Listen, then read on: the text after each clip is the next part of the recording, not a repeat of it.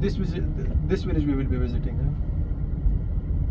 There are many other villages which is quite hard to reach, so the vehicles cannot go, and like we have to walk. So Masoud was when the constructed road finished. So Masoud started from that point.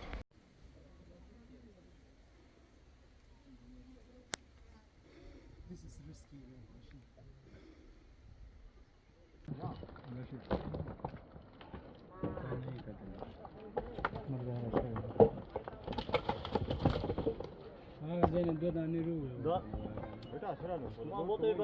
But still, like they place them into the different tents. So far, the dozens of tents were installed, and the people are still busy. They are installing additional. And in here, they sell money on the shops. Actually, this is a destruction. شاتا بانكا كاتاواني اللي تاكيد كوا خانور شاتا نظام خانور نظام Don't stay for long. We have to leave this. So we cannot.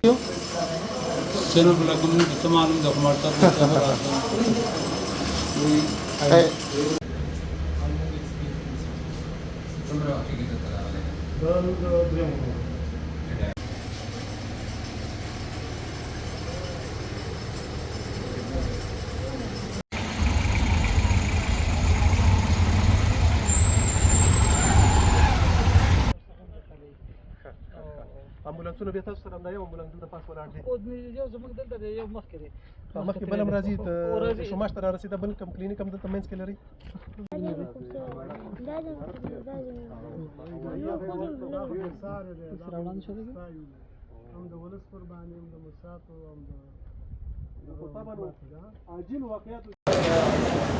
This is Achille Desprez from the International Committee of the Red Cross. We are now in Nangarhar Regional Hospital. It's one of the hospitals that are receiving victims from the terrible tragedy that hit eastern Afghanistan a little bit over a week ago with the 6.0 magnitude earthquake that struck this region. This hospital has received a massive influx of patients. Since the tragedy, they have received over 1,000 patients.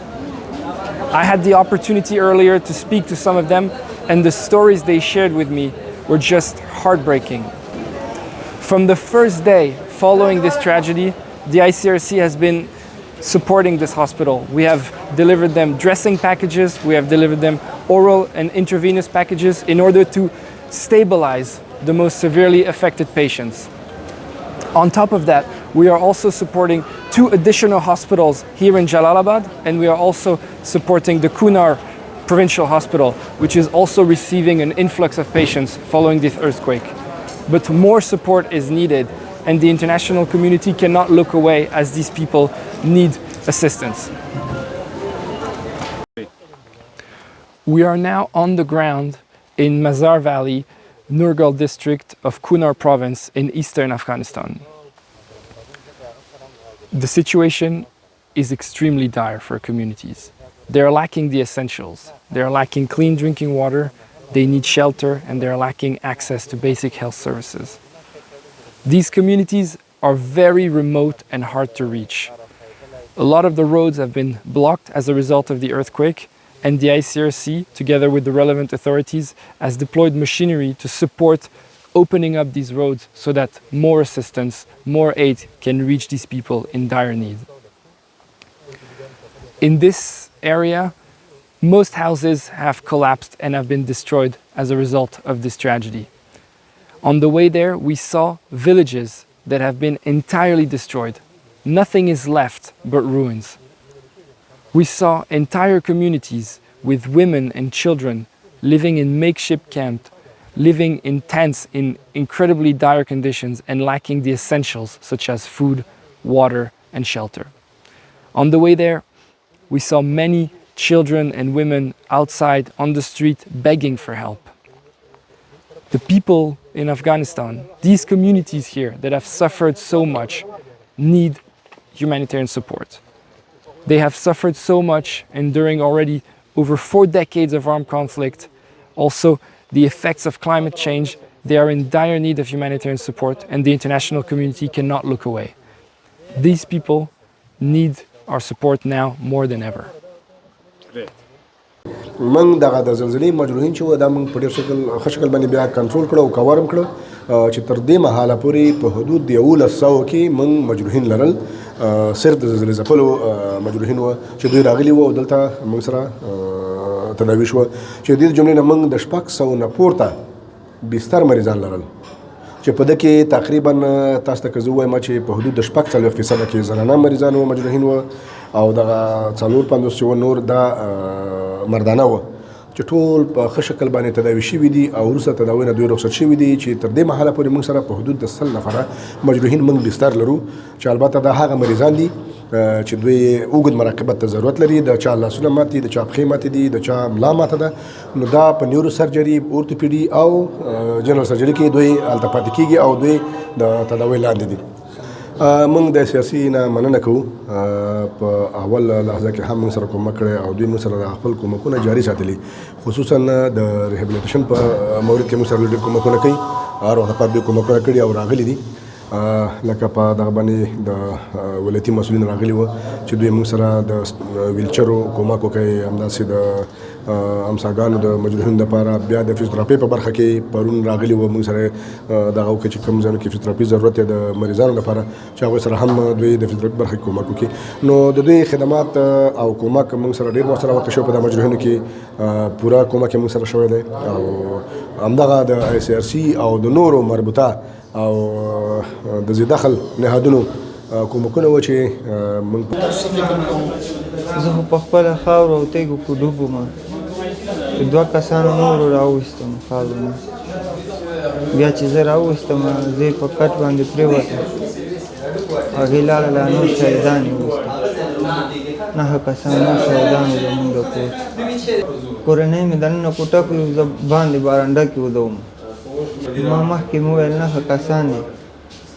2 مې خوریینې دي یو مې مور ده یو مې ورور دی یو مې وراره دی یو مې بل وراره دی یو مې د شاید ورور لور وه او دغه دی او مېرمن دې وه یو مې لور وه پښتون زموږ ځای کې اوس اجل ضرورت کور ته خلک لري خوراکي مواد ته لري دغه شیانو ته اجل ضرورت لري ځکه کوم چې سامان و کور کې هغه ټول خاورو کې ډوب شو هغه نه ایستل کېږي اوس مخکې حالات ډېر خراب و ما د ژوند تمه نه کوم مخکې اوس ډېر ښه یم شکر دی دردونه هر څه ختم شوی دي اوس ورځ په ورځ ښه کېږم ټول واقعه همداسې راغلی چې مونږ کله خبر شلو 11 بجې چې ما ته زنګ راغی چې دغسې واقعه وشوه چې ما تر څو درې نور ته رسېدم درې نور نه بیرته دام دغه کو خوندي کو بیا موږ ټول تر زامن یو ځای شلو لاړو مزار درې ته چې لاړو هلته موږ تر زامن ټول پکې هلته چې ورغلو هغه ټول کوټې پې ناستې وي هلته یو قسم پکې دا بچ نه و 48 پکې زخمیان او شهیدان 15 کسان شهیدان شوي دي او نور باقي زخمیان دي دغه ټول کلی زموږ هغه ځای کې ټول کلی ناست مونږ چې کله چې نورګل ولسوالۍ نه چې مونږ بره شلو دلته دا سړکونه مش کېدلي وو بره غرونه ښویېدلي وو بره د ګاډي دغه امکانات نه وو مونږ پیاده لاړو 3 ساعته مزل هم وکړو 3 ساعته مزل کې چال د واقعه صحنې ته چې ورسېدلو هغه ځای ته چې ورسېدو هلته معامله ټوله داسې وه چې نور قیامت و چې چا خبره چا څه کول بس حالات داسې دغه و کله چې مونږ کار صحنې ته ورسېدلو مونږ هر څه کارونه مونږ خپل کړي دي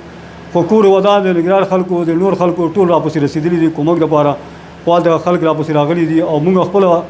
دغه په ته چې ورس جسدونه هم ایستلي دي زخمیان هم ایستلي دي د انتقالولو اراده نه وه دغه نه و امکانات نه و بیا دا تیاري راغله تیاري د وجې نه دا زخمیان انتقال کړه کلینیک مونږ نه اکثره مونږ نه لرې دی تقریبا 1 ساعت مزل په ګشته دی چې کلینیک ته مونږ رسېدګي کولی نه شو که نه او زموږ ساحه کې خپل زموږ ساحه کې چې دی زموږ 4-5 کیلو یو ځای دلته کلینیک مونږ نه لرو او کلینیک مونږ ډېر بره دی هغه قلشایي ورته وایي هغه بل کلي کې دی